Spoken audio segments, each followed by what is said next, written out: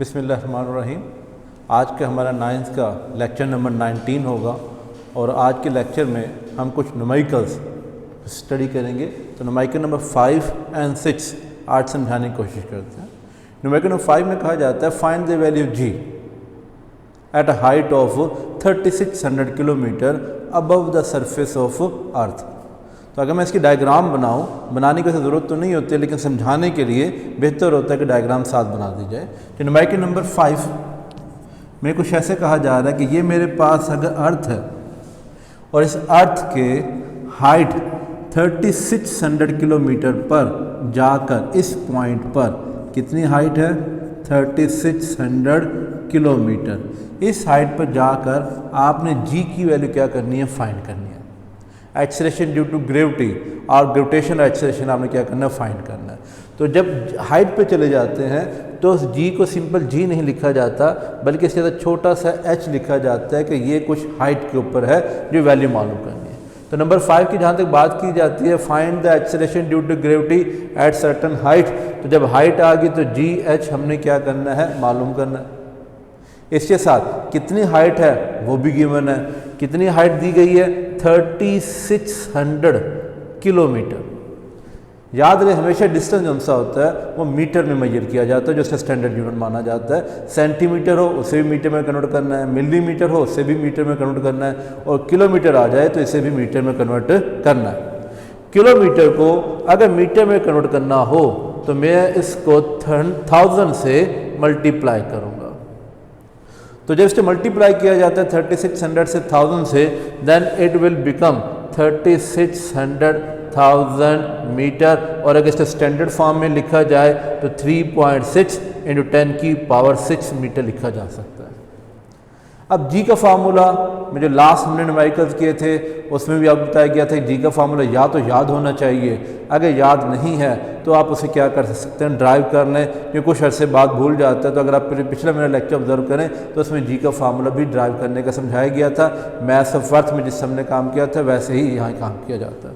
तो जी एच का जो फार्मूला हमारे पास है वो होता है GM / R + H स्क्वायर। ये जी एच का फार्मूला था। तो सोल्यूशन हम यहाँ से शुरू करते हैं कि जी एच का फार्मूला लिख दिया गया। अगर आप कहते हैं फार्मूला कैसे बना है तो फिर आपका जो उनसे लेक्चर नंबर 18 है आप उसे थोड़ा दोबारा से ऑब्जर्व कीजिएगा। 9th का वहाँ पे मैंने जी का फार्मूला जी एच का फार्मूला पूरी डिटेल से समझा दिया गया था। तो ये जी एच का फार्मूला लिखा गया।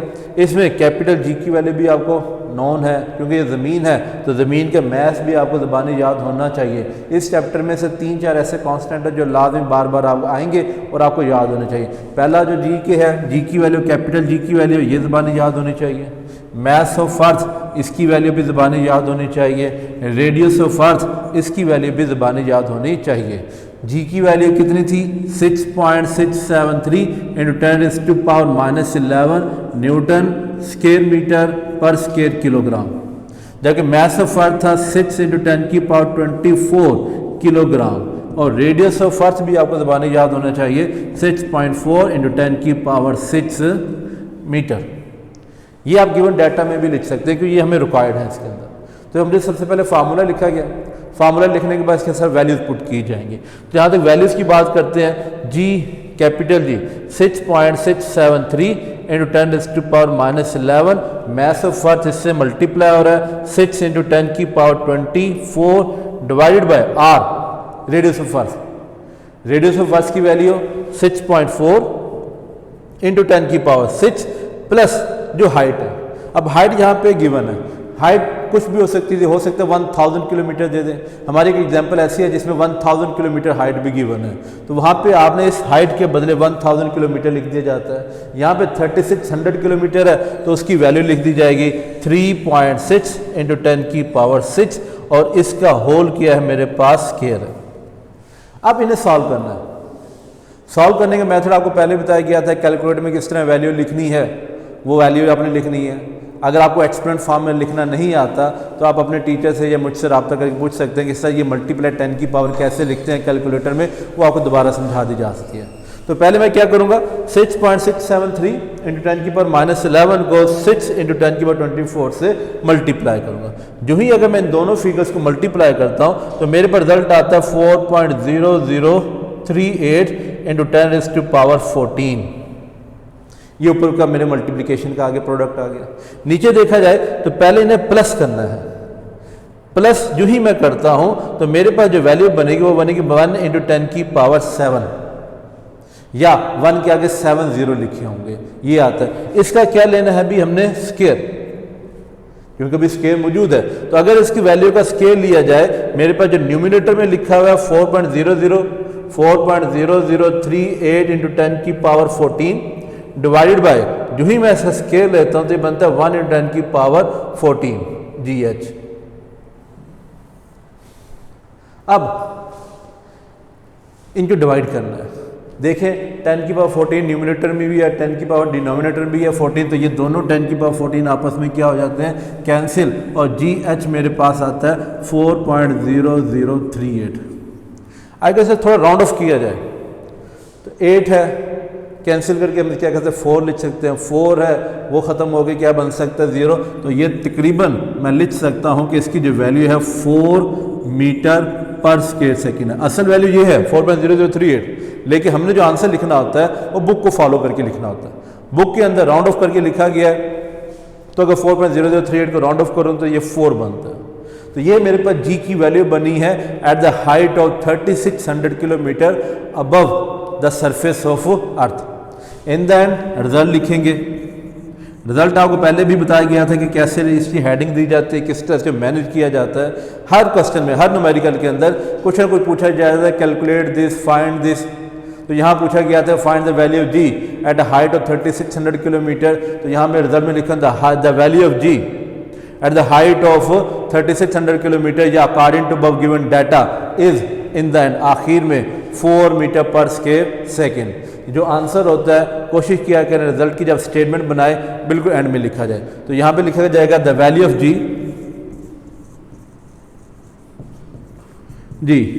According to above given data भी लिख सकता हूँ, according to above given data भी लिखा जा सकता है, या ये भी लिखा जा सकता है at the height of 3600 kilometre is according to above given data is 4 metre per square second या 4 मीटर पर सेकेंड। और ये जो आंसर होता है इसको आपने आखिर में बोल्ड करके लिखना होता है इन्वर्टेड कॉमन में, ताकि जो चेकर जो सा हो ज़रा आसानी रहे। तो ये न्यूमेरिकल नंबर 5 था। न्यूमेरिकल 5 में क्या पूछा गया था, फाइंड द वैल्यू ऑफ जी की वैल्यू क्या करनी थी, मालूम करनी थी eight the height of 3600 kilometre above the surface of earth, above the surface of earth. तो जब above the surface of earth की बात की जाती है वो उसके एल्टीट्यूड कहलाता है, और एल्टीट्यूड को हम किससे रिप्रेजेंट करेंगे, हाइट से रिप्रेजेंट करेंगे। उसको हमने मीटर में कन्वर्ट किया, जी का फार्मूला लिखा GM divide by R plus H whole square. इन जी की वैल्यू पुट की गई, मैस ऑफ अर्थ की वैल्यू पुट की गई, रेडियस ऑफ अर्थ की वैल्यू पुट की गई, H की वैल्यू पुट की गई और इनको सॉल्व किया। This one is the number 5। अगर इसके बाद मूव करें तो नंबर 6 आ जाता है। नंबर 6 की अगर हम स्टेटमेंट को रीड करें तो उसमें भी जी की वैल्यू मालूम करने के लिए कही गई है, लेकिन किस जगह थोड़ा सा उसमें चेंज आएगा कि value find the value G, calculate the value G, but where at a geostationary satellite. Geostationary satellite पे हमने क्या करनी है कि ये मेरे पास अगर अर्थ है, नंबर 6 न्यूमेरिकल की बात करूंगा, कि ये मेरे पास अगर अर्थ है और ये कोई सैटेलाइट जो सी है उसके गिर्द क्या कर रही है, रिवॉल्व कर रही है। ये इसका ऑर्बिट बनेगा, जिस ऑर्बिट में वो क्या कर रही है, रिवॉल्व कर रही है। सेंटर से लेकर अर्थ की बाउंड्री तक का जो डिस्टेंस होता है उसे हम क्या कहते हैं, रेडियस ऑफ अर्थ। और सरफेस ऑफ अर्थ से मजीद जो ऊपर की तरफ चला जाए तो ये जो मेरे पास वैल्यू आती थी ये क्या कहलाती थी, height. This one is the radius of earth and this one is the height of A satellite. लेकिन अगर टोटल वैल्यू बात की जाए, टोटल, तो ये किसका रेडियस बनता है, इस ऑर्बिट का, जिस ऑर्बिट में कोई सैटेलाइट क्या कर रही है, रिवॉल्व कर रही है। और इस ऑर्बिट के रेडियस को आर ओ से रिप्रेजेंट किया जाता है, और जो ऑर्बिटर रेडियस है इसमें अर्थ का रेडियस भी शामिल होता है और उसकी हाइट भी क्या होती है, शामिल होती है। ऑर्बिटर रेडियस में हाइट भी शामिल है एंड रेडियस ऑफ अर्थ से शामिल है आर प्लस एच। तो नंबर 6 में इस चीज़ को समझना ज़रूरी है। वहाँ भी क्या मालूम करना है, नंबर 6 में जी एच मालूम करना है, acceleration due to gravity on a satellite, but there would be a given orbiter radius, और ऑर्बिटर रेडियस को हम किससे रिप्रेजेंट करेंगे, आर ओ से, और ऑर्बिटर रेडियस किसके इक्वल होता है, आर प्लस एच के इक्वल होता है, और इसकी वैल्यू उन्होंने दी है 48700 किलोमीटर।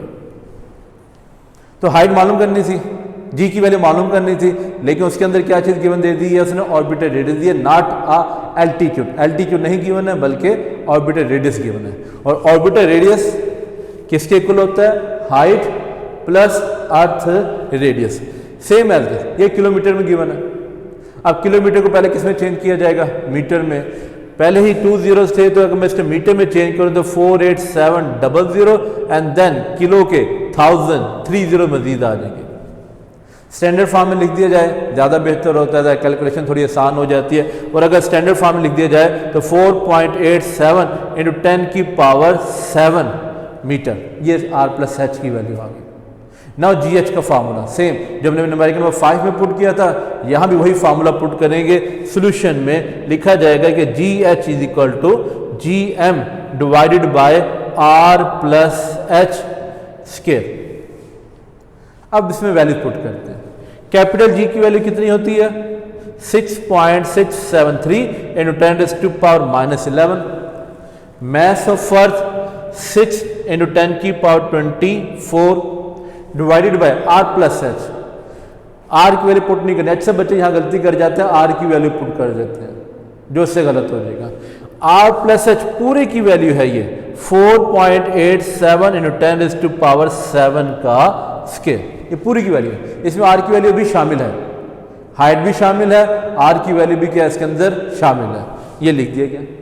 अब पहले इन्हें मल्टीप्लाई किया जाएगा, न्यूमरेटर को सॉल्व किया जाता है, डिनोमिनेटर को सॉल्व किया जाता है। जब एक वैल्यू ऊपर आ जाए, अच्छा बच्चे यहाँ भी गलती करते हैं, तो कैलकुलेटर में तमाम चीज़ें लिख देते हैं और आखिर में इक्वल का बटन दबाते हैं, आंसर यहाँ मिस्टेक आता है। तो बेहतर होता है आप तमाम न्यूमरेटर को पहले सॉल्व कर लें, डिनोमिनेटर को सॉल्व कर लें। जब एक वैल्यू न्यूमरेटर में हो और एक वैल्यू डिनोमिनेटर में हो, उसके बाद इसे डिवाइड किया जाए।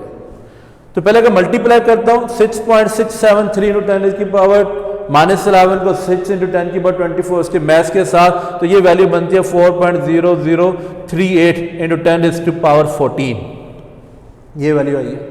इसी तरह 4.87 10⁻7 का अगर स्केल लिया जाए तो ये बनता है 2.3717 × 10⁻15।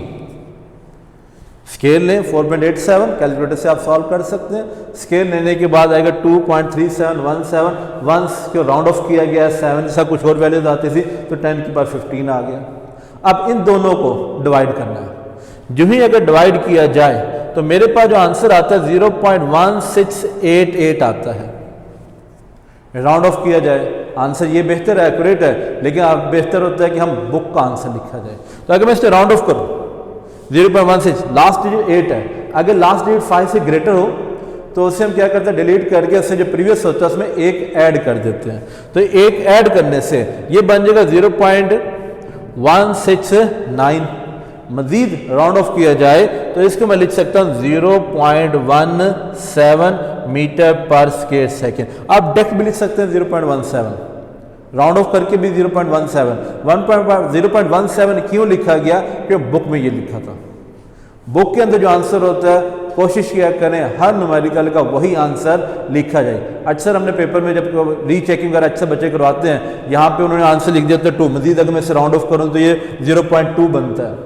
अगर आप 0.2 लिख देते हैं, पेपर बच्चे जाके चेक करवाते हैं, वहाँ पे क्रॉस लगे हुए होते हैं।